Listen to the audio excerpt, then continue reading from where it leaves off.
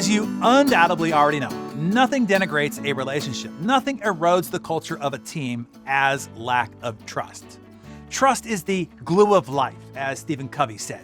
It is the most essential ingredient in effective communication. It's the foundational principle that holds all relationships together. Trust is something that exists between people, but it is rarely documented and it seldomly is discussed, productively that is. There is a metaphor that I learned from Shopify CEO Toby Lutke. I always get his name wrong, but it's Lutke. And that can help you communicate the importance of trust in your relationship and team culture. And you can use it to make some otherwise hard conversations a little bit easier. The concept is this.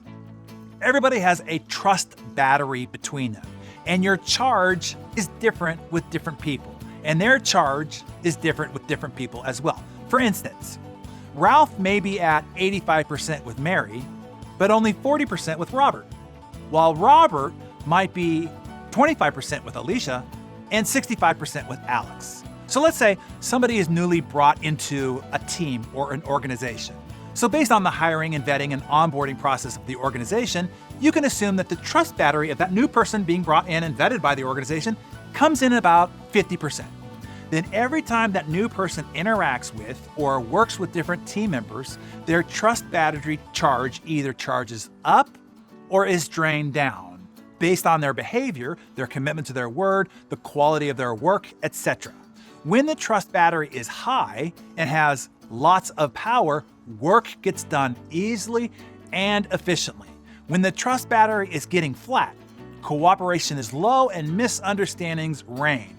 A low trust battery is the core of many personal disputes at work. When the battery is drained, things quickly get judged harshly. Intuitively, we know that we trust each person that we meet with varying degrees. But often the discussion around trust is you either do or you don't trust someone. Or you are asked, do you trust me or don't you? As if it's black or white, on or off kind of thing. The answer might be, I trust you 85%. And that other 15% is what we're talking about right now. You see, the trust battery is a mental model that helps you think about and visualize these different levels of trust that we have between each other. Most importantly, it helps you talk about the working relationship and trust issues between team members in a more transparent and comfortable way. Here's how most conversations go. People approach difficult conversations with something like, we need to talk about the trust issue between us. All start. I have a feeling that you don't trust me, or I'm not sure if we trust each other. Now, that's not horrible, but still it comes across as blaming or criticizing, particularly since there's obviously mistrust between the two in the conversation. Alternatively now, using the trust battery reference, you can say, I have a feeling that our trust battery is running flat. I would like to discuss how we can recharge it. The magic here is using the trust battery reference as a third-party device. The direct attention, the you versus me, is removed and now placed on the conceptual object, the trust battery, detaching much of the emotion from the conversation. To help you practice this, I have prepared an exercise for you. It's one that you can do with your team, family, group of any kind that you work with, play with, volunteer, or associate closely with of any kind. The point is to give you and your team an honest assessment about what your trust battery level is with other people on the team.